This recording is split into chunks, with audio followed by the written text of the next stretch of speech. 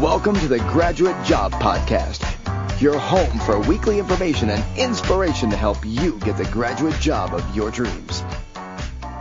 Hello and welcome to the Graduate Job Podcast with your host, James Curran. The Graduate Job Podcast is your home for all things related to helping you on your journey to finding that amazing job. Each episode I bring together the best minds in the industry, speaking to leading authors, graduate recruiters and career coaches who bring decades of experience into a bite-sized weekly 30-minute-ish show. Put simply, this is a show I wish I had when I graduated. Hello and Happy New Year to you, with this episode going out on the 1st of January 2022. I have a very special episode for you today. Now, as a host of the UK's #1 careers podcast, I receive lots of careers books to read from people wanting to come on the show, and occasionally I receive a book which blows me away. And today, I've got a treat for you, as it is one of those examples of a careers book which, when I read it, I was going through agreeing with everything it said and wishing that I'd written it myself. The book in question is The Leverage Careers Guide to Graduate Applications, a step-by-step guide to landing your first job in the city by the brilliant Dermot Dorgan. Dermot joins you on the show today and takes us through his ACE book, sharing his knowledge on how to get a graduate job in the city. And having worked for the Big Four and in asset management, he gives practical and actionable advice as he has been there, done it, got the t-shirt, and also learned the hard way about what works, what doesn't work, and what he looked for when he was recruiting graduates like you himself. In the show, we explore Dermot's 10 commandments of what you need to do to get a graduate job in the city, including why getting a 2-1 is so vitally important, why you might want to think again if you're planning on doing a master's, why being a DJ might be the differentiator when it comes to impressing in an interview, and why having your heart set on only one job is never a good idea. It's a really fun episode. Dermot is a superstar, and I know you're going to love it. Now, the only link you need to remember from today is graduatejobpodcast.com/city, where you can find a full transcript and links to everything which we discuss. That's graduatejobpodcast.com/city. This episode is going out on the 1st of January, and we are moving into the business end of the graduate application cycle. Video interviews are coming thick and fast. If you're doing well, the assessment centres will be following very soon, and hopefully those offers will start flooding in. Now, this is where you need to start taking it seriously, and it's not the time to start leaving things to chance. If you want to ensure you're in the best possible shape ahead of interviews, assessment centres, group exercises, role plays, whatever it might be, get in touch. I offer one-on-one coaching, and I'm also running mock group exercises over the coming months so you can practice those in a group setting. And if you really want to get ready, there is my flagship How to Get a Graduate Job course, which it is never too late or too early to sign up to. Now, you wouldn't take a driving test without having lessons beforehand, so why would you want to take a recorded video interview or go to an assessment centre without getting practice in first? You get one shot to impress, so get in touch at graduatejobpodcast.com/coaching and see how I can help. You'll be glad you did, but be quick though, as I only have a limited number of slots and they are filling up quickly. That's graduatejobpodcast.com/coaching, and everything you need will be there. Right, let's jump in to my chat with Dermot. I am very excited to welcome to the show, all the way from Dublin, a man of many talents, author, investment analyst and keen cocktail maker, Dermot Dorgan. Welcome to the Graduate Job Podcast. Yeah, thanks for that introduction, James. Great to be here. And I have to say, I get sent many books to read from people interested in coming on the show. And your book, The Leverage Careers Guide to Graduate Applications, a step-by-step guide to landing your first job in the city, is one of my favourites. And definitely one of the best, as it is one of the most practical. And you can really tell that you've been through the process and are writing this from first-hand knowledge. And today, what we're going to do is we're going to go through the book in a bit of detail. So listeners, show notes from today. Gosh, I'll keep this short because there's many tangents I could disappear on. I suppose I always had a background in kind of economics and finance was kind of the area that I always knew I wanted to go into once I'd gotten out of college. And so I did a degree in economics and finance in UCD, but I had no idea. I made just about every possible mistake you could make while still coming out the other side. I just didn't have a clue how to go about researching jobs or what jobs were even out there, what companies were out there. I'd heard a few names of investment banks and hedge funds and stuff, but I really had no idea. It just felt overwhelming, really. And it took me a long time to get my head around that. I didn't graduate with a job offer. Did a master's, was doing the master's, applying for more jobs again, and I just couldn't. It was just rejection after rejection, and it just felt overwhelming, really. And it took me a long time to get my head around that. I didn't graduate with a job offer. Did a master's, was doing the master's, applying for more jobs again, and I just couldn't. It was just rejection after rejection, and I was, it's hard when you're in that position and you just don't know what am I doing wrong? You're doing something wrong, and there's a right way of doing it, but there was nothing to fill that gap for me. And it was really, like you said in the introduction, it was trial and error, and it was a lot of errors for a long time. And that process of me learning, me eventually getting to the point where I had a graduate offer from KPMG in London, talking to other students who were in a very similar position. I think coming from Ireland, it was even more pronounced because we just don't have that much knowledge about, say my background. I'm more interested in certainly the career service in UCD wasn't the most useful. So this whole process of setting up the website and setting up the blog and writing the book I just had accumulated so much knowledge from making so many mistakes, and I wanted to pass it on. I wanted to help people avoid the same mistakes that I made. You probably got a similar background, similar story yourself. You know where I'm coming from on this one. And yeah, so that ended up becoming a blog, and it became an ebook as well. When I was in the workplace, I got involved with graduate recruitment as well, and you could see people were still making the same mistakes that I made. And so when I realized that, I thought, okay, I've got something I can offer here. I've got experiences that could be valuable to other people, and that isn't really being catered to right now. And so I just tried to fill the gap, and that's what I've done with the blog and with the book, and hopefully with this conversation today. Excellent. And links to the blog and to the book, as I mentioned, you can find in the show notes. So graduatejobpodcast.com/city.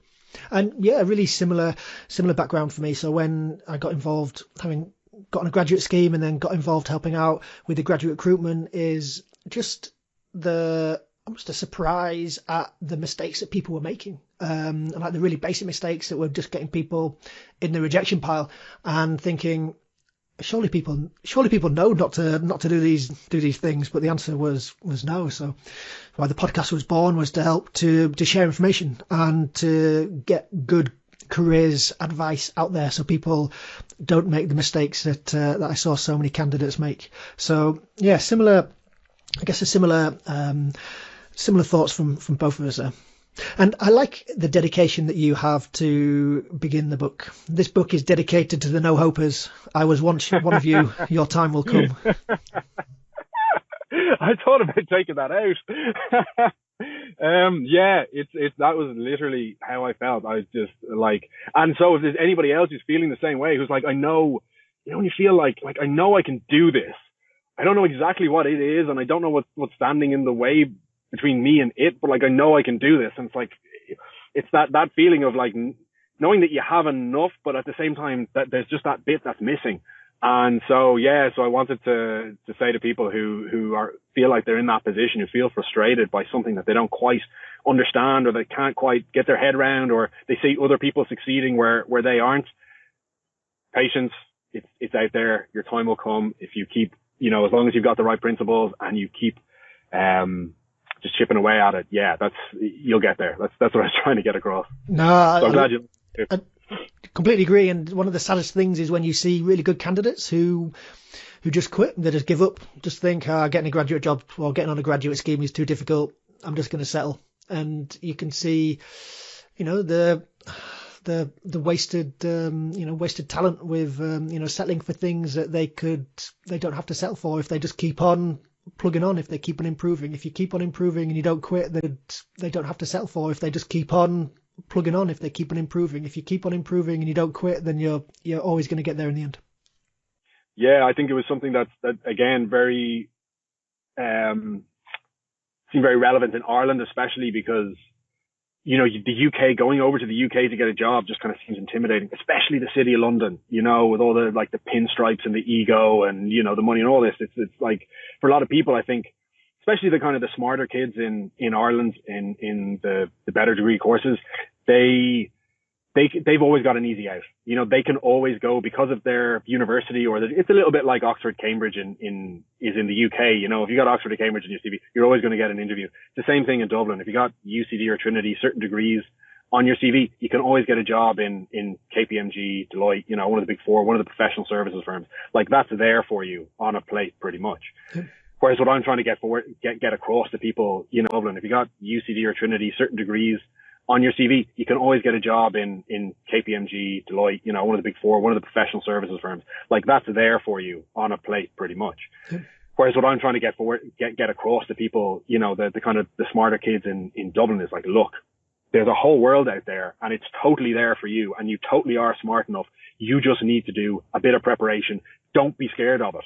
Don't be intimidated by it. It's there. You just got to get through the work, and you'll get the results at the end of it. So yeah.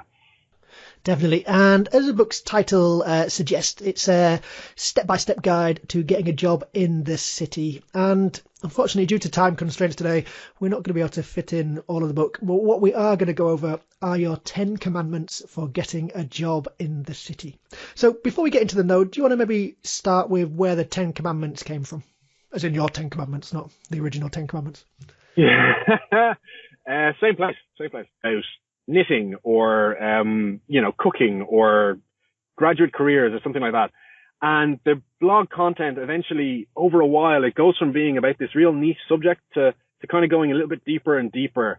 And it ends up, it's almost like any blog where you've got someone who's just kind of keeps drilling away at their thing. It ends up becoming more like a blog about philosophy or about life than it is about the thing that it was originally about. And the 10 commandments kind of came from that when I started seeing the kind of the underlying principles or the recurring themes in graduate hiring that just kept coming back. And it's not really about, if the rest of the book is about all those little details of, how you can make sure you're always on time for an interview, or how to answer a competency question, or all that kind of stuff, that's the kind of the nitty gritty. But then when you look underneath that, that's where I started realizing there was more and more of these principles. And it became, at the end of it, I was thinking about them, and I actually pretty much had 10 on the dot. And there was more and more of these principles. And it became, at the end of it, I was thinking about them, and I actually pretty much had 10 on the dot. This wasn't I didn't make up an extra 2 or 3 just to, and I didn't cut any more so that it wouldn't be the 12 commandments. It literally was 10. I thought, well, if it's 10, then, it's 10 commandments, then, isn't it?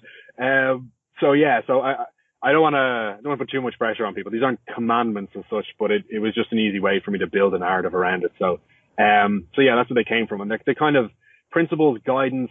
If in doubt, kind of think back to the 10 commandments or these 10 principles, and they might be able to guide you, if you're stuck. So yeah.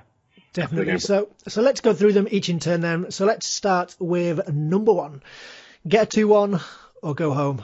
Nice and blunt for commandment number 1. It's a bit harsh, I know, isn't it? So why do you think this one is? Why is a 2-1 just so crucial? Yeah, it's like, of all the graduate jobs that I've seen advertised, I could fit one hand the number of job specs that asked for, that either demanded a first or that was okay with a 2-2. It's literally everything, 99% of the jobs I've seen, it's just a 2-1. Like a 2-1's your like one of your passing grades or your entry point. Now, like you've done a podcast yourself on, what to do if you get a 2-2 or lower, and it's not like your life is over at that point. But I do want to get across. I don't want to make it seem fatalistic, but yeah, in terms of your grades and for the vast majority of grad programs, it's going to be a 2-1. Just think of that as your passing grade in university. Do whatever you need to do to get a 2-1. Guarantee the 2-1. At first, you're not going to impress too many people, really. Don't do it for the ego. Don't put all your time into it because you just want to be able to say you got a first or you came top of your class. That stuff really doesn't matter. Top of your class. That stuff really doesn't matter so much. It's almost a negative in a way. If I see someone with a CV who's trying to impress me by their, because they came top of their class, I just think, you probably should have put your time into other parts of your university experience, So there's two sides to it. On the one hand, the 2-1 is really important. On the other hand, getting a first is no big deal. Don't stress over it. No, I completely agree. And a few of the people who've bought my online course, How to Get a Graduate Job, are current students in their final year who are applying for graduate schemes at the moment. And my key message to them has been, it's great that you're getting the applications in, I want to see it as a practice run through, but make sure you don't take your eye off the ball and applying for jobs at the detriment of your degree. Make sure you get that 2-1, because as you said, if you don't get the 2-1, it just makes your life so much harder. Over 2-1 over a 2-2, it's just literally a numbers thing. It just cuts down the number of applications, which is what they're trying to do at the early stages, because they just get so many. There's got to be some arbitrary mark, and they just go for people who've got a 2-1. So make sure you get one, but make sure it's the key thing you need to be taking out of uni. Yeah, I think there's in UCD now, my old university, they're getting better with that. Like a lot of the lecturers are telling the students, like, look, you don't obsess about your grades. Especially my course is quite mathematical, and so mathematical people are used to getting like 100% on tests a lot of the time, and so they naturally go for that again. They try to be the best, they try to be the smartest, and it's not it's detrimental. We're kind of at the other stage where we're trying to encourage people to see graduate applications as like their extra module that they're doing, and to spend more time on that and less time on the study. But yeah, totally share the experience. At the stage where we're trying to encourage people to see graduate applications as like their extra module that they're doing, and to spend more time on that and less time on the study. But yeah, totally share the experience. So let's go on then to commandment number 2, which is any work experience is better than none. So I like how you say that if getting a 2-1 is half the battle, having work experience is the next 30%. So why is work experience so important then, Dermot? Well, first of all, I even take this out of this graduate context. When someone has work experience on their CV, that means that some other professional organization found this person to be to have at least enough ability and credentials and whatever else to be offered a job, that they were able to hold that job then for a period of time. The reason the graduate application process is so kind of comprehensive and advanced and exhaustive is to tailor to address that problem, that like you really you don't know who you're hiring. You've got a CV and you talk to someone for 20 minutes. It doesn't really give you a massive idea of what that person is like. And so the fact that somebody else has found this person tolerable enough, that's just that alone, that this person can function in a professional environment, that counts for something. That really does count for something. The other side of it, or another side of it, is that the more competitive a job is, the more requirements, the more demands are on you, and the more they're going to want people who can hit the ground running and people who can add value from the start. So the more experience you have, the more work experience you have, the more relevant it is to the role that you're now applying for, all the better. But literally, if you're applying for jobs, as I was, and this is part of the reason that I got rejected over and over and over. If you're applying for jobs, as I was, and this is part of the reason that I got rejected over and over and over again, because I was graduating without any internship, any placement, any work experience in a professional environment at all. And that was just such a huge barrier for me to overcome. It was only towards the end that I started realizing, oh, okay, this is why I was getting all those rejections. And so when we think about, you think about your time in university, and we've just talked about the 2-1 and how that's like half the battle. Getting work experience, getting the right kind of work experience is kind of most of the rest, really. And so that's, there's kind of two aspects to it. One, it shows that you are capable of turning up. And I'm not joking, turning up on time in appropriate clothing, having showered. Like, it's not like it really is like when we're dealing with, we're hiring young adults, old kids, people on the boundary. And so the more risks that you can avoid, that you can avoid, that you can prevent, the better. Yeah. No, I completely agree. And I do find though that with some graduates, they do get, I mean, as you say, work experience is great, but people almost get hung up that unless they've got work experience at the UN, shadowing the Secretary General, or they're not working at Downing Street or something, or Goldman Sachs, that their work experience isn't valid. And that's not true. As Dermot said, work experience as well is what you make it. So it doesn't have to be some high shiny name on the CV. Is if you can get that, that's great. But if you can't, it doesn't matter. It's showing that you've got the nous to get the job, and then the nous to keep the job is going to stand you in good stead. And then it's thinking about the skills and experience and the stories that you've developed, that you're able to tell in the competency answers you're going to be giving. That's what's important. The name of the company that you're working for. Do you think that's fair, Dermot? Yeah, absolutely. Yeah, it's even just working in a bank behind a desk, that's experience. That's something that counts for something. And like you said, having the nous, having the gumption to just go out there and get yourself a job, that counts for something. I think it's people can become too focused on the academic side of the university experience and the academic side of getting jobs.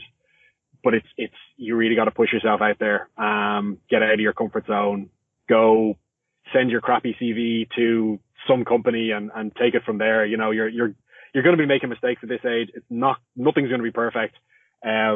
Just accept it and try and make the best of it. And that's it's like the first rung on the ladder. It's the first step. You're not going to be perfect at this point. So, don't beat yourself up for it, and don't give yourself, goals and targets that are just accept it and try and make the best of it. And it's like the first rung on the ladder. It's the first step. You're not going to be perfect at this point. So, don't beat yourself up for it, and don't give yourself, goals and targets that are just going to be, a rod to beat yourself with, Yep. No, I completely agree. So commandment number 3 is work experience is better than a master's. So one of the things I'm often asked is, should I do a master's? And I always think that there's probably better uses of 30 grand and the year of your time than doing a master's. I mean, Dermot, what are your thoughts about recruiting people into finance when you saw they had a master's degree? I don't think it in a way, like our hiring process, we had certain skills and traits that we were looking for, and so as long as the individual displayed those, that was good enough for us. We were a smaller, I was in KPMG at the start, and then I moved to a smaller company after that. And that smaller company was much more focused. We had more flexibility, and we were able to get to drill down to what we wanted. So from our perspective, whether they had a master's, whether they had more work experience, kind of almost didn't matter to us so much. But what I would say about a master's is that it really, I think you have to be honest with yourself about why you want to do that master's. And one reason could be that, you're moving from, let's say you did engineering, and you come to the end of your engineering degree and you think, oh, I'd like to actually work in finance. And you think, oh, I'll do a master's in quantitative finance or something like that. That seems like a reasonable reason to do it.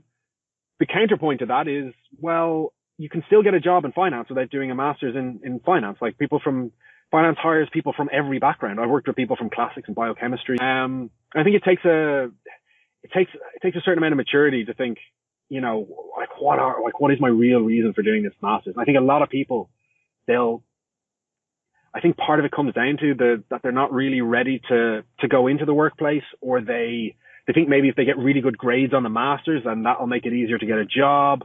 Or they didn't get the jobs that they wanted, so they're going to take another year out to do a master's and then apply again. There's a lot of scenarios where on the one hand you think, okay, that's a good reason to do a master's. But then on the other hand, it's like you're saying, if you're spending 20, 30 grand on a master's, for something that isn't going to massively I'm saying this as someone who's recruited people. I mean, I've just said it, kind of whether you got a master's or not, it doesn't really matter. It's like, I'm looking for, do you have the characteristics in you that can, that you can add value in my organization? And I don't think that the HR people who filter the CVs before they get me, they're not going to be extra impressed by someone just because they have a master's in, they did a degree in economics and now they got a master's in economics or whatever else. And as I say in the book, really, ultimately, the only thing that makes, I don't want to give people who have just signed up for a master's, make them feel like crap, but unless it's like a real brand name, like I hate to say it, because I have a master's, but I don't have a brand name master's. And I, my master's was a good experience for me overall, but, if I'm really, was it worth the money that was spent on it? I don't know. But the thing that really makes a difference is, is it a brand name? I hate to say it, but it's like, are you doing a master's in finance in Cambridge? Is it, master's in whatever else in the LSE or Oxford? Those things make a difference. But apart from that, if you're graduating at the end of your degree and you don't have a graduate program lined up and you're thinking about a master's, I'd put thought into, possibly other options, explore absolutely every option and really masters if you're absolutely sure it's the right thing for you to do. Yep. And my thinking is you could use that money and put it towards trying to get work experience, whether that's unpaid work experience or just, work experience somewhere else, whether it's in the UK, whether you're putting it towards, your accommodation costs, or if you can get work experience elsewhere around the world, you don't have to settle for just working in the UK. You could look to spend the money to get the work experience, and that would be more impressive on your CV. If you can get something that's really practical and really relevant to the job you're applying to, will probably give you more kudos through the application process. But as you said, it's about having a really good think and not just going to it as a I can't get a job, so I'll just do a master's. That's going to really help me, because as Dermot said, it's probably not going to, and it's going to saddle you with additional costs. Yeah, and that's another way you can look at it. You can say, well, it's going to cost you, X grand. What else could you do with that money? What else could you do that would get you a step closer to where you want to be? That's a good perspective to have on it. So let's move on then to commandment number 4, which is the gap is a process of elimination. Do you want to take us through this one, Dermot, and maybe explain what the gap is? The gap, so I just got tired of writing graduate application process over and over again in the book, so I just shrunk it down to the gap. So a process of elimination, I think it helps to frame how you think about how you approach each stage of this process. And as you talked about before with the 2-1, a lot of what happens at the early stage of graduate applications is just a filtering job. It is literally, they have got thousands of CVs, these graduate recruiters in the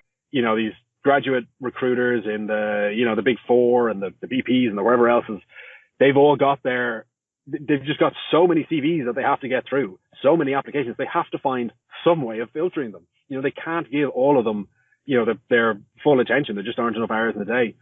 And so the early stages of the graduate application process is really just about filtering out I guess, people who are at that time the no-hopers at that point, who either don't have a 2-1 or they haven't filled out all the motivational questions in the online application, or they filled them out badly, or whatever it is. They just need clear, simple rules that they can use just to whittle the field down. And one of them is going to be a 2-1.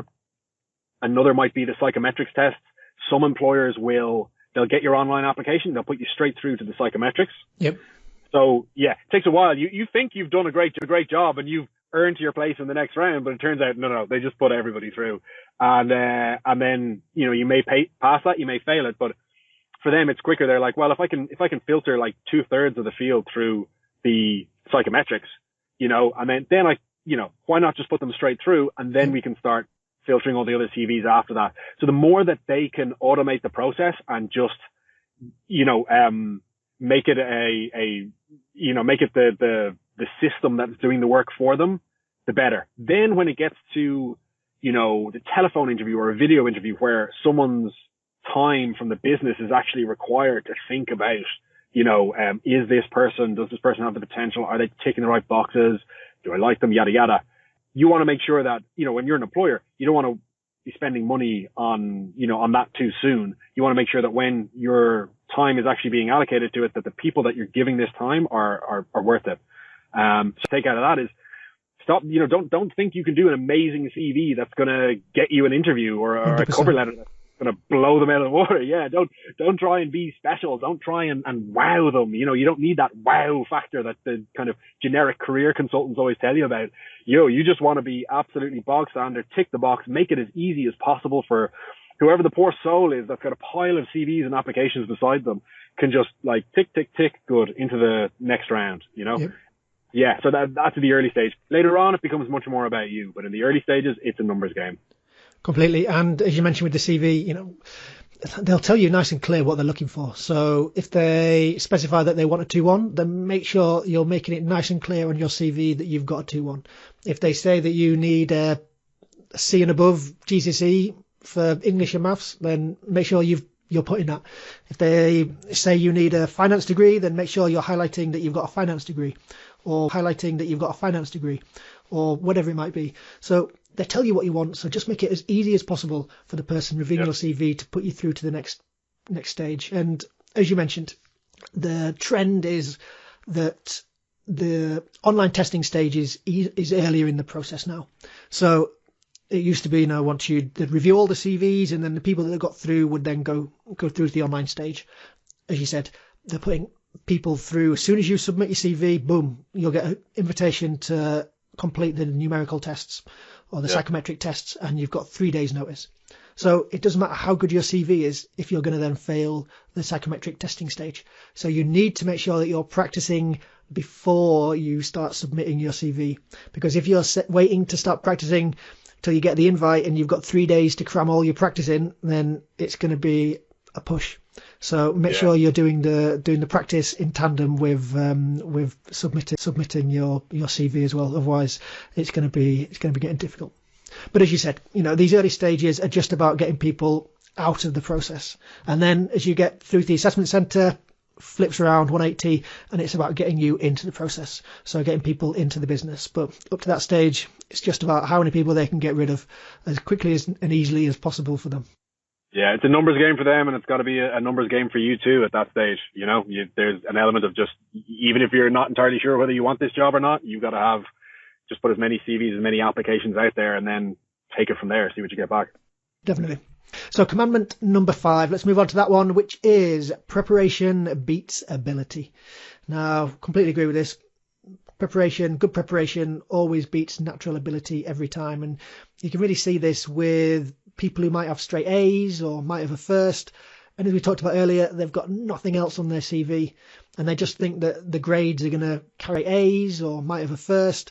And as we talked about earlier, they've got nothing else on their CV, and they just think that the grades are going to carry them through, or maybe the fact they got a first from Oxford or Cambridge or wherever it might be is going to be enough, and they don't have to bother putting the work in.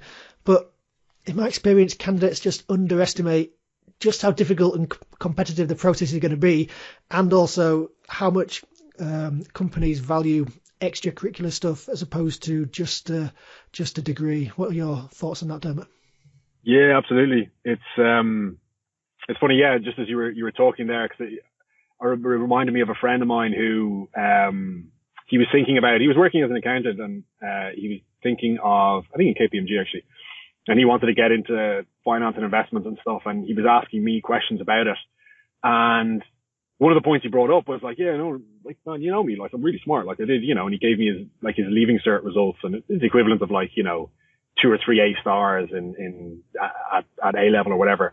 And I was just thinking like, God, yeah, man, that's just not even, if you're 21, 22, 23, still trying to live off your school results, like you're definitely, you're not in the right headspace, Yeah, there's two sides to this. I find it quite uplifting in a way, because, no matter how smart you are, no matter how dumb you are, you may think you are, you can do this. It all comes down to preparation. And so it takes back a lot of, a lot of what, like when you're in school, some people are just good at maths or they're good at French or they're just good at whatever and they just happen to be good at these things. Well, now life is kind of changing a bit and now it's much more about how much work you put in, and how much graft and elbow grease you put into it. And I find that, like I said, I find that very uplifting. I mean, part of we've talked about, competency questions. You can't, it doesn't matter how smart you are. You cannot turn up to an interview and rattle off 3 or 4 competency questions, perfectly structured competency questions that answer everything that the interviewer wants just on ability. It just doesn't matter whether you went to, you can do maths in Cambridge or PPE in Oxford, whatever it is. Like it's not going to work for you. You got to put in the preparation. And I find that, it's quite a positive message. Remember that if you do put the time into this stuff, you will get the rewards. It is, there's a lot, it will get very tedious filling out application form after application form, but you just got to, switch off that thinking part of your brain and just churn through it. And, you will come out the other side. So yeah, that's kind of the thing here in school. Maybe the smart kids were the smart kids, but now it's really all about what you put into it and you'll get. I have to say overall, out of the graduate application process, I think it of me, the fact that this was all about preparation and the work I did, I started to learn a much better work ethic from going through this process. And also, I think my results were kind of fair. It wasn't until I really had gotten to the point where I was a kind of competent young adult that I started getting offers. So this isn't something you should be intimidated by. This is, I think, for most people, this should be really good news. Yep, no, completely. And the playing field is leveled. It's not about the one grade you got at university or the A-level marks you got. It's, more of a holistic view. What are you like face to face? What are your interpersonal skills like? How well can you hold a conversation? How interesting are you in terms of the activities that you've done? So yeah, it's there's, as you said, it's a positive way to look at it. And talking about preparation, and we talked earlier about the numerical tests and the psychometric tests generally. Yeah. Make sure that you're the good companies that do practice tests where you can just practice a test you're going to face, and no matter where you start, if you put in practice every day for 2 weeks, you will be ready for the tests you'll do for the different companies. It's just about putting in, as you said, the elbow grease and putting the work in. Yeah, you definitely, as a rule of thumb, I just say if you're turning up, if you get a psychometric test and you've never seen it before, then you've done your preparation wrong. You needed to do a bit more prep. 100%. Nothing should be a surprise at any stage of the process if you're putting the preparation in properly. So let's go to commandment number 6, which is get involved. What do you mean by this one, Dermot? Get involved. Yeah, it was something that a couple of the people, when I first moved to London, I was working in KPMG, the guys who were the grad intake before me. It just seemed to be a phrase. I don't know if this is like more of a British phrase or a UK phrase or what, KPMG, the guys who were the grad intake before me. It just seemed to be a phrase. I don't know if this is like more of a British phrase or a UK phrase or what, They'd always just say like there's some opportunity would come along and one of the lads would be like, oh yeah, you should definitely do that, man. Get involved, mate, get involved. So it kind of became this catchphrase. It's just like, get involved. It's like, do stuff. Just be like, literally get involved. Whatever you can get involved with, whatever kind of, I suppose I use the word community now. I think a community is like, your sports club is a community. Your workplace is a community. Your neighborhood is a community. When you're in university, all those sports clubs and societies are all potential communities for you to join. And one of the things that you want to show throughout your CV and throughout the process is that you're the kind of person who's just generally outgoing, involved, yep, has different communities, adds value in all their communities, that kind of person. And so like community infrastructure there for you to get involved with. And the more you do that, it doesn't have to be like 20, 30, 40 hours a week. It might just be one club or society that you do a couple of meetings a week, and then maybe there's, a big event in October or November that you organize, and that's your full involvement. And that's great. As long as you're adding value and you're working with other people from different backgrounds and you're working together on a shared goal, then that community that you're involved with starts to reflect the workplace in a way, especially if it's in university where you've got all these students from different backgrounds and whatnot. And then that stands to you in the application process when you're talking about your competency questions and stuff like that. And so it's kind of a mindset that you carry around with you. Is there an opportunity to join a community, to get involved with some people, to get involved with a project, whatever it is? Just get involved. Like it. I liked your dodgy Cockney accent there as well. That was very impressive. I feel happy. Is there an opportunity to join a community, to get involved with some people, to get involved with a project, whatever it is? Just get involved. Like it. I liked your dodgy Cockney accent there as well. That was very impressive. Don't feel like you have to do an Irish accent there. No. It would end up sounding Welsh or something. So he was from London anyway. He was Irish from London. But no, completely agree. And we talked earlier about, having a first and nothing else in your CV isn't impressive. Think about what else you can get involved with. Because companies, as you mentioned, they want people who work for them who have that mindset, because when you start working on these graduate schemes, there's going to be lots of different opportunities for you to get involved with, whether it's helping out with the graduate recruitment, internal events, whatever it might be. There's going to be lots of things that they want your input with. So if you can start demonstrating that you're the type of person who's doing that already, it's going to be a big tick in the box. There's going to be lots of things that they want your input with. So if you can start demonstrating that you're the type of person who's doing that already, it's going to be a big tick in the box. Yeah, I'd say actually following up on that in your workplace as well, it's something to take with you when you're in a grad program, is do kind of put your hand up for all different kinds of work, because that's the kind of thing that stands to you a year or two down the line when people are talking about promotions, is that if you've been involved in different parts of the business and kind of worked on different kinds of clients and all that kind of stuff, it makes it a lot easier to promote you, because you have a kind of a broader range of experiences, and you got a better perspective on the kind of the company's business as a whole, rather than just being the person who does that one thing and then you just kind of get stuck with that. You're going to have, when you do get that graduate job, you'll have the balanced scorecard that you'll be filling in at the end of the appraisal year, where you're trying to fill in all the different bits. So yeah, if you can put your hand up early on, then you'll have more things to put into there. Yep. In general, that period again from like 18 to 25 is where a lot of all your grades at the end of the day are, I suppose, they do represent some learning, that you have some kind of knowledge in your head, but to a large extent, they are proxies for ability.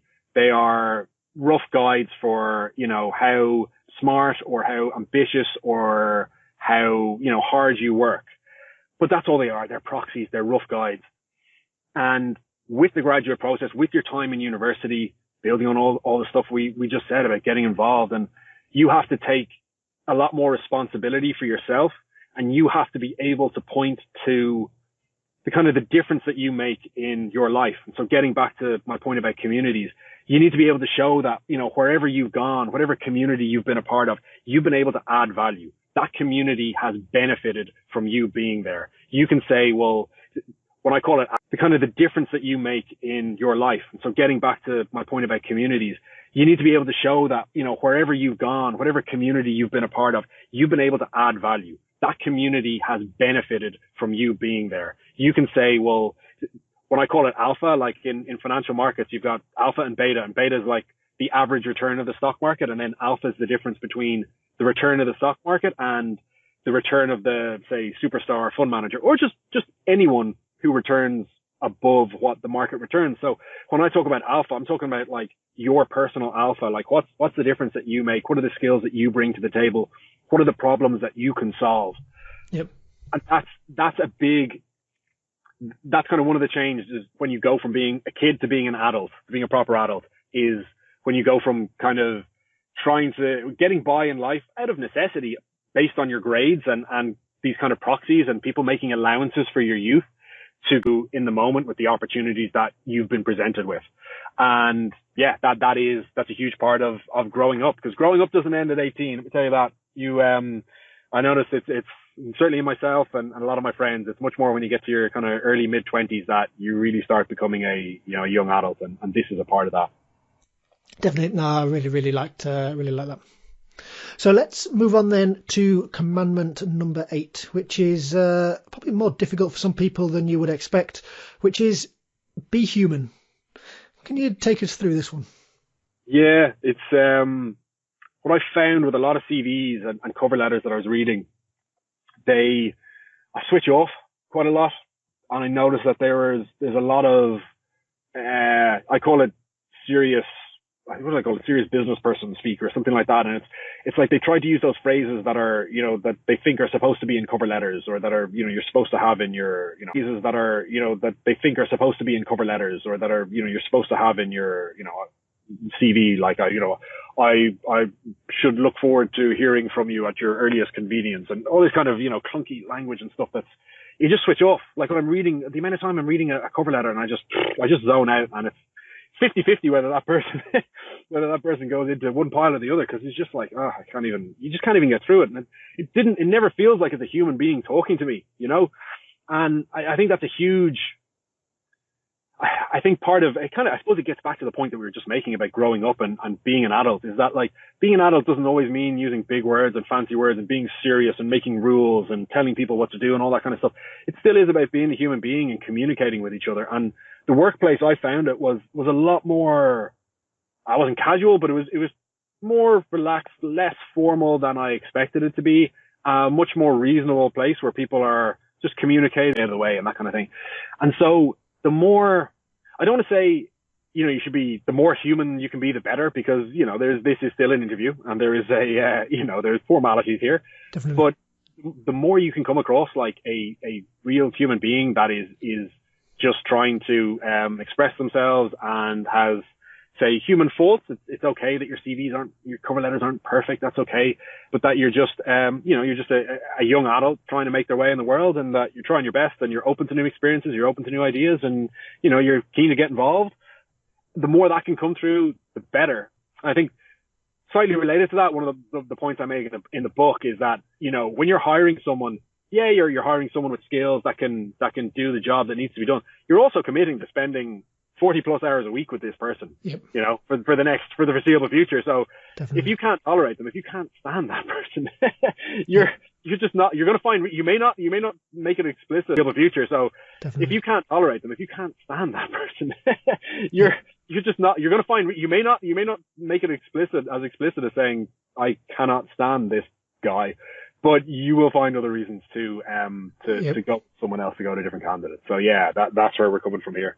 Definitely. And when you think about it, like the recruiter, from that point of view, where the recruiter is going to be spending more time with you, or if they're going to be working with you, they'll be spending more time with you than their loved ones. You can understand why people recruit people who they want to work with. And I liked your example in the book of a friend who was recruiting, and he had two candidates who were equally qualified. One of them had been a DJ, and your friend had also been a DJ, and they ended up chatting over this shared connection and talking about DJing during the interview. And then suddenly, it's no longer an interview for that split. When they're talking about it, it becomes just a conversation between two people who have a shared interest. And he ended up offering the job to that candidate not because just of the DJing, but I guess because he saw himself as able to speak to this person, someone who he would be able to sit next to and have banter with and talk with, and get on with him maybe better than the other candidate. Do you think that would be fair? Yeah, exactly. And it was just that, I guess for that, it might have only been like 20 seconds, but for that 20 seconds, it didn't feel like an interview. It probably felt for them that they were just chatting about something that they had a shared interest in. And that's, I think it's a fascinating example of hiring in a way, because there's a few different perspectives. Like from another perspective, that's what it can come down to. It can be, what do you say to the other candidate? He was perfect. He did everything right. But for some reason, he's not getting the job. They're not going to tell him that's why he didn't get the job. But the reality is that just through pure chance, pure circumstance, these other people had hit it off on something, and they were able to just be human beings talking to each other for a minute. Get yourself a set of decks and become a DJ. Don't try and recreate this in some way. But it also goes back to what we were saying about getting involved, and like the more you have to yourself and the more you have to your personality, the more likely that these kind of fortuitous circumstances will arise. So don't panic about that. But it's it's like you say, it's just the fact that they allowed themselves to be human for a sec. They could just see each other as colleagues. It would just made it easier from there. Yep, and this could have happened just as equally. If you're into knitting and just two people chatting about knitting, right? On your CV, you have often people put hobbies and interests section, and if you've got the space there, right? So just don't put, I like watching TV and I like eating out or whatever, or seeing my friends. If you're going to put something there, put something which gives you an opportunity to have that connection with someone. So whether it's DJing thing there, put something which gives you an opportunity to have that connection with someone. So whether it's DJing or knitting or you run the University Harry Potter Society, whatever it might be, you never know where you will be able to just build that rapport with someone further down the line. Just be honest about what your passions and interests are, but just make sure you've got some passions and interests that you're able to talk about. Yeah, I think that's it. It's that if you don't have something to put there, if your first thought is to put down, well, I kind of like eating out. It's like, okay, that's something, but maybe spend a bit of time and asking yourself, what kind of stuff does interest you? What does get you a bit excited? What would motivate you to get involved in something for, to give, say, a few hours a week to a particular project or an area, whatever it is. Maybe it's charity, maybe it's volunteering, maybe it's a university society, whatever it is. It's worth asking yourself. If you struggle to answer questions like that, then maybe you need to spend a bit of time thinking about it and thinking about what does matter to you. Definitely. So 2 left. Number 9 then, Dermot. Don't have your heart set on one job. Why is this a recipe for pain? God, yeah. I probably could have. That seems like such clunky language now, and this is why once I finished writing this book, I put it away and I didn't want to read it again, because once you spend so long putting these things together, and then you open the first page and there's like a typo or something like that, it'd kill you. So anyway, leaving that aside, yeah, this is first of all, it's a really common mistake for people 18, 19, 20, 21 to get into their heads. I just like there's this one job and it's the most perfect, and that's the job, that's the one I want to do. It's the perfect status. It's I'd love the job so much. It caters to all my skills, blah, blah, blah. You may be right. This may be the single most perfect job in the world for you. But if you go around with that in your head, where it becomes all or nothing, your self-worth is going to depend on you getting that job. And as we've just described, as we've just talked about, the difference between getting a job and not getting a job can sometimes come down to the flimsiest, roll of the dice, just pure circumstance. So when you build a job like that up in your head, and indeed this applies to anything in life, like a friendship, a relationship, whatever it is, if you build this one thing up to be the be all and end all, well, you're putting yourself in a horrible situation, because it will either be all or it will end all. And if it's end all, then that's going to be crushing for you personally. Your motivation's going to be gone. Your whole sense of identity might be fractured at a sensitive point in your life. And so, first of all, don't do that. If you find yourself leaning towards that, where your emotions are getting really invested in one job or one graduate program or one outcome, row back, take a step back, a few deep breaths. The best way to avoid that happening is to have, yeah, great. If that's your job and that's your dream, go for it. By all means, give it thought. However, have a plan B, a plan C, a plan D, a plan E, F, G, all the way down to Z, whatever. Because for a number of reasons. One, at least you're not going to be crushed. Okay, the top one didn't work, but at least you're going down to your plan B, and your plan B was close. Maybe it's only a 10% fall, and then it's like another 10% from plan B to plan C.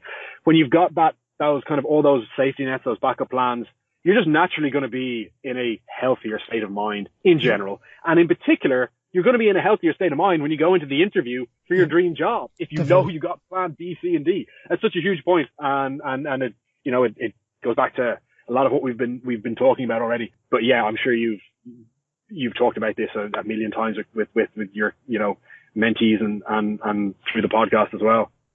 Yeah, it's, you said that the pressure thing is a really, really big one, and if you just a lot more difficult to perform. If you know that this is the only job you've applied to, and this is the only assessment centre, and everything rides on this one opportunity, there's a lot of pressure there. But if you've applied to lots of companies for a start, and you'd be happy taking them all, then again, it just makes life more easy and life more manageable. So don't put pressure on yourself unnecessarily. So let's then move on to commandment number 10. So there's a nice positive end for number 10, which is you can get from anywhere to anywhere in finance. Can you maybe take us through this one, Dermot? Yeah, I'd say this is probably true in life as well. It's kind of getting back to what we were talking about there about not having your heart set on one job.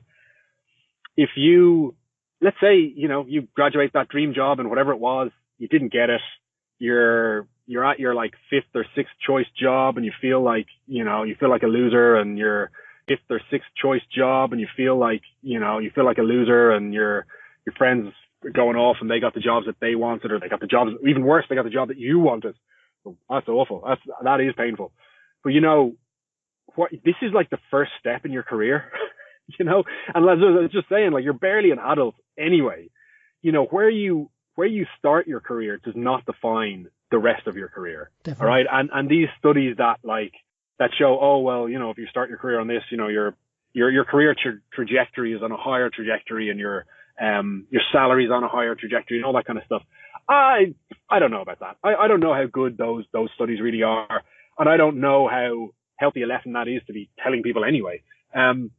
You can literally get from anywhere to anywhere. When you talked before about seeing jobs as not just as, I went and I worked in this place and this has, such and such a status, and therefore I can turn that into a slightly higher status job. And Big Four accounting. Okay, you're learning some accounting skills. Well, you can take those accounting skills. Maybe you wanted to be a big, hotshot hedge fund manager. Well, you can take those accounting skills and maybe you do CFA level 1 in your spare time. Now you can go into work for a fund manager. There's loads of fund managers out there who want, someone who go into equity fund management or corporate bonds fund management. Plenty of, massive companies out there that will, the BlackRocks, the M&Gs, all these guys will hire people who have got, their accounting qualifications, and maybe they've shown a bit of extra gumption to go in that direction themselves, and then from there, maybe you become a superstar fund manager and then you go to a hedge fund or whatever. The whole path, the number of different ways that your career can go from this point is just infinite, absolutely infinite. And again, getting back to our point about beating yourself up because you didn't get into that one graduate program that you wanted to get into, it's like, no, it's this whole thing about thinking that grades and ticking boxes and jumping through hoops, and you have to work out which hoop to jump through, and if you jump through that hoop, then you get to do what you want. It's not about that. It's this whole thing about thinking that grades and ticking boxes and jumping through hoops, and you have to work out which hoop to jump through, and if you jump through that hoop, then you get to do what you want. It's not about that at all. Now it's much more about you. You're in a graduate program, wherever it is. Now you gotta think about, well, first of all, what does this job entail? What can I get good at? What is the overlap between the stuff I'm good at and the stuff I enjoy? And then after a year or two in that workplace, then you'll have a much better idea of the options that are available to you for the next step. And you'll have a much better idea of what you're good at, what your skills are. And then you can take it from there. In extremis, even if you know for sure that one job is the one job you wanted, or that one industry, and now you're in something else and you really don't like it, you can start applying into graduate programs again. As soon as you've walked in the door in one job, you can still be doing graduate applications again, because a lot of them they'll take people with up to, I think some will take people up to 24 months of experience. So even if you've started one graduate program, you've done it for a year, you may not have, some work experience. Yep. And there's a lot more gray areas out there for you to explore once you've got into a graduate program. So it really comes down to how much you actually want that job that you think you want, or how much you learn, how much you take from the job that you're in at the moment, and how you can translate that into something else. It's really all about you and what you make it at that point. Definitely. And it's about focus. And, if you really want it, there's plenty of different ways, as you said, to get it. So I remember back in when I was working for a management consultancy, there was a lady there who really wanted to be a consultant, but couldn't get onto the graduate scheme. So she got a role working for the firm in resourcing. So in resourcing, you were responsible for where the consultants were placed. So in that role, though, you were speaking every day with the senior consultants. You were speaking with them and their staffing needs for their different projects, for where the consultants were placed. So in that role, though, you were speaking every day with the senior consultants. You were speaking with them and their staffing needs for their different projects. And, she got a role doing that, showed how great she was, really impressed, and then just made a lateral move internally. So because she'd built those relationships with really senior people, then she just transitioned across and got a job as a consultant, and then boom, she was away. So, look at, are there other ways you can get in? Are there maybe more junior roles you can take, and then again impress and show people what you can do, and then you can move internally to the role that's the one that's perfect or that you think is perfect for you. So if you keep going, if you keep learning, if you keep pushing yourself and you never give up, then you'll get there in the end. It's just a fact of life.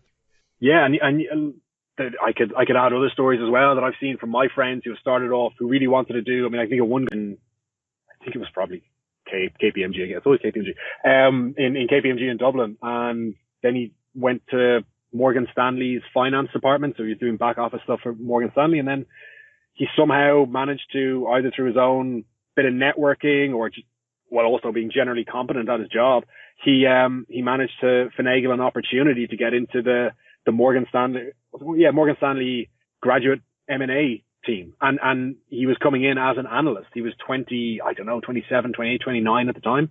And there he was, finally, 7-8 years later, he had finally got that dream job. And do you think he gave a toss whether he had to go through KPMG or the back office or anything else? Like, no, once you get there, the path doesn't matter at all. You're not going to care at all. You're going to be, you're happy as Larry at that point.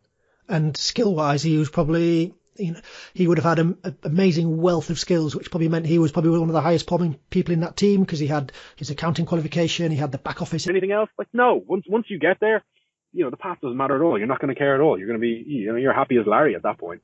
And skill-wise, he was probably, he would have had an amazing wealth of skills, which probably meant he was probably one of the highest performing people in that team because he had his accounting qualification, he had the back office experience that other people won't have. So then once he was in, he probably progressed quickly through the ranks just because he, was more skilled and had that experience that other people don't have. Yeah, and more maturity. And that's something that I think, it's something that I encourage to the extent that I can is encourage people to, take a bit more time at this period in your life. You don't need to get into a graduate program at 21. And indeed, if you take a little bit longer to go through college, you spend a bit more time getting experiences, doing a work placement, doing, maybe taking a year out after college and doing something useful with that time. Being a bit older when you join, first of all, it'll help you get through the grad process for sure. And then even when you join the workplace, just being like a year maturity, and it makes it easier to get that, the first promotion or whatever it is after that. You will tend to be you'll notice it. You'll notice your maturity. Definitely. So let's finish with a nice thing you say at the end of the book. Getting an offer isn't easy, but it is doable. And that's completely true. The secret to graduate jobs is in the title. They're looking for graduates and they have the jobs. So it's a dream match. If you're a graduate and you've got 2-1 or whatever qualifications they need, then they're looking for you and they have the jobs available. So don't let us put you off, right? It is doable. You just need to put the work in, put the preparation in, work hard, and you will get there in the end. Absolutely. So Dermot, it's been a longer episode than normal. I've kept you over a lot of time. So let's finish with some weekly staple questions. I'll be interested for your responses here. So question number 1, what one book would you recommend to our listeners? 1 page per day diary for you to write down your homework, your assignments, your lectures, your reminders, anything that you need to remember, write it down in that book. I got my first diary when I was in, I think, 2nd year or 3rd year in college. And I have had a 1 page per day diary every year since then. I'm 35 now, so I don't know, you guys can do the maths. I literally don't know how I would function as a human being without that diary. The sooner you get one, the sooner your life you'll have more control, more power over your life. It's such a huge productivity tool. Amazing. So we're up to, this will be episode 110, 11, depending when it goes live. And this is the first recommendation where someone has recommended a diary, and I can't believe it's taken that long. Amazing recommendation. 100% agree. Having one place where you can store all your thoughts and actions and things you need to do and this is the first recommendation where someone has recommended a diary, and I can't believe it's taken that long. Amazing recommendation. 100% agree. Having one place where you can store all your thoughts and actions and things you need to do will massively increase your productivity. So Dermot, a cracking recommendation there. So you set the bar high. Question number 2, what one website would you recommend that listeners check out? So there's, have you heard of Cal Newport, the author? Yes. Yeah, so he originally had a blog called studyhacks.com, which I wish I had found when I was in college because it really would have helped. I'm a terrible studier. I'm a marginally less terrible studier than I was before, but I'm still pretty bad at it. Note taker, all that kind of thing. He's got a blog that gives you much more up to date studying, note taking, memorizing, all that kind of stuff that you have to do in college, essay writing, all that kind of stuff. He's got a much more modern, like he's in his 30s as well. Just work in general. That's what he covers. How to be more effective, how to be more efficient at work, how to focus better. And he's written quite a few books on that. The one that I read, I think, was called Deep Work, and it really struck a chord with me. Yeah. So I'm saying in part, if you're a student now, get on Study Hacks. It'll probably help you take notes and be more efficient in work. And then as you get older, you'll realize that his other books will be something for you to really get into. And I think you'll find them, really beneficial. I certainly have. Excellent. And listeners, all the links to and a full transcript to everything we discussed today, you'll be able to find in the show notes at graduatejobpodcast.com/city. And the final question today, then, Dermot, what one tip would you give listeners that they can implement today to help them on their job search? I'm going to give them two tips. The first one is that I should have cleared this with you beforehand, but if you go onto my website, there'll be a code for Graduate Job Podcast. So GJP50, and it should be 50% off the book. So that's two tips. The first one is that I should have cleared this with you beforehand, but if you go onto my website, there'll be a code for Graduate Job Podcast. So GJP50, and it should be 50% off the book. So that's the first tip. The second tip is, and it's what I finished the book with, and it's more than just a tip about graduate careers, but it's, first of all, think about a goal that you have. And obviously graduate careers, let's think about it. It's a graduate program, it's an internship, something like that. And think about everything that you have to do, everything that has to go right. If it's an internship, then you got to go through an interview, an assessment center. You got to go through that graduate process. You got to get all your things in place. You got to write your competency questions. You got to tidy that CV, get it down to one page, do all those things. Try and work from the whole way back through all of those things that you need to do and work back to the present moment. Right? Once you've finished listening to this podcast and you've bought the book and you've signed up for James' program, his career guidance program, now that would take me a step closer to that goal. And then do it. And that's my tip. And anytime you're lacking motivation or you're a bit down in the dumps or you're in a rut or whatever it is, I like to play that exercise with myself, play that game with myself. I have to, okay, what one thing could I do right now that would put my life in a better position, that would put me one step closer to whatever goal it is that really means something to me. And you find that when you do that, it's so much easier to put yourself back in a better state of mind, because you do that one thing and you've built a little bit of momentum, and then you follow on and maybe you do something else, and then you're into your better mood and you can take it from there. Now, that is a cracking piece of advice. And as I said at the beginning, right, I love Dermot's book. So thank you, Dermot, for the very generous 50% offer code. So again, check out the links in the show notes where you can head across and get that book. If you're interested in a job in the city, then definitely read this book. And even if you're not, so again, check out the links in the show notes where you can head across and get that book. If you're interested in a job in the city, then definitely read this book. And even if you're not interested in the city, just applying for graduate schemes more generally, then the book will still help you through all the different parts of the process. So Dermot, thank you so much for your time today. What is the best way that people can get in touch with you and get hold of the book? Yeah, so the website is leveragecareers.com. And there's a contact page there. And look, we're in COVID times at the moment. I would love to, when this is done, get back to London, back working over there. And from there, I'd love to go to universities and just talk to people. It's not just about, there's a book there and, I hope people buy it. I put a lot of work into it. It's definitely worth the 20 quid that it'll cost you. Even if you chip in with your mates, a $5 or a $10 each, I guarantee there is definitely 20 quid's worth of value in there. Actually, it's 20 euros, so it's a little bit cheaper again. Or you just like a chat or you need some advice, whatever it is, get in contact. I kind of much prefer the talking side of this job and actually getting a chance to speak to people and answer their questions and know that I've made a difference there, rather than, you put up another blog and it's, it's good and you hope it helps, but I much rather have that human contact. So yeah, get on leveragecareers.com, get on the contact page, read the blogs and give me a shout. Dermot, thank you so much for appearing on the Graduate Job Podcast. My pleasure. Thanks for having me. Many thanks to Dermot. Wasn't that a great episode? I absolutely loved his book, and it is well worth investing in a copy of it for yourself. It is packed chock full of great advice which will pay for itself many times over. Links to it can be found in the show notes at graduatejobpodcast.com/city. And as I said at the beginning of the show, I get sent a lot of careers books from people who want to come on the show,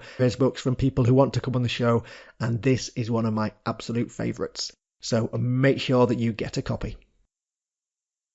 Now, no matter where you are in your job search, I am here and able to help. Whether it is one-off, one-on-one coaching sessions to get yourself prepped for an assessment centre, or more intensive coaching, or maybe you want to do a practice mock group exercise, or there is my flagship How to Get a Graduate Job online course. Whatever it is, I have something for you. Getting a graduate job is so much easier if you aren't struggling by yourself. I've helped coach hundreds of people to get the graduate job of their dreams, and I'll be able to do the same for you. So check out graduatejobpodcast.com/city, where you can find links to my coaching, the online course, and how you can book on upcoming mock group exercise sessions. Don't be a stranger and get in touch. And also, a final request from please can you like it and leave a review wherever you downloaded it. It helps to keep me high in the rankings and for people to find the show, and I will be forever grateful. So that is everything for this week. I've got lots of great episodes lined up, starting with the graduate recruiter inspiring interns who'll be joining me next week. It's a goodie.